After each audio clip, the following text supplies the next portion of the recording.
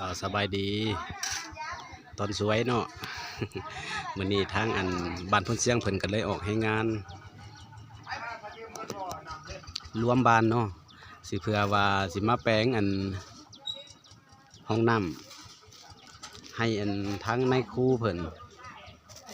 น้องน้อยนักเรียนเพิ่นนี่ก็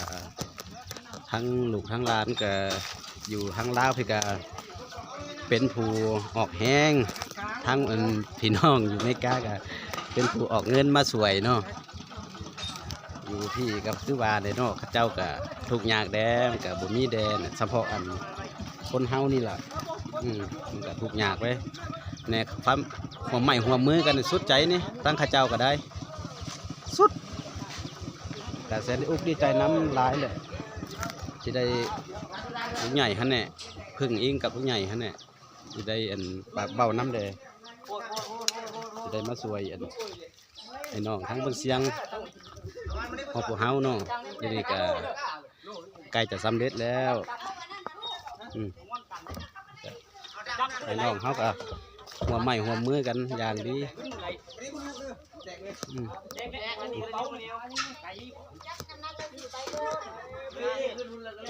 แต่หลายคน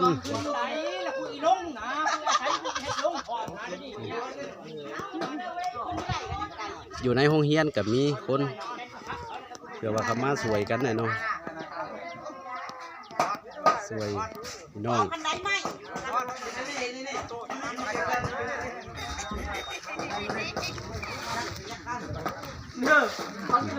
อนามัยเป็นทีเรียบร้อยแล้ววันนี้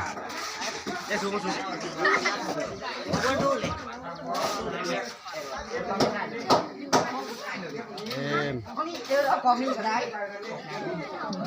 ู่ไปล่างแม่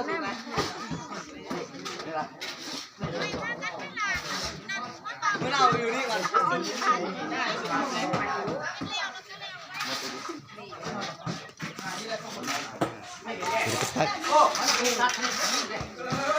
้ากระเป๋าเนี่ยโอ้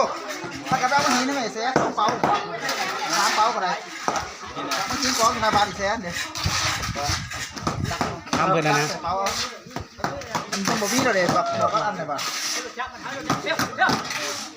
นำกับไปตักไก่เลยตักอยู่น้ำตาลขึ้นมาพอดีเมืองฝ่ายเขาออกไปทางบ้านก็กสิได้ยัน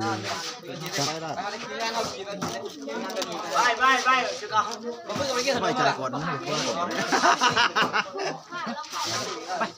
ไปชงกันได้ก็มีแซมมาก่อนกินนมงั้นโอ้นะไม่เป็นงั้นนะกินขนมกันละฮะกินขนมเหรอมึงไปเอาป่ะแล้วเพิ่งอีเบกกันได้มาชนะจ้ามึงเอาเล็กน้อยมาไปว่ะมั่งเลยก็มัดว่าบัง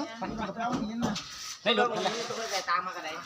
เอาหินนี่เด้อเอาไปเข้ามานะได้นี่เนี่ยคะแนนจะมาแล้วกูอีเบกหนีไปสิเนี่ย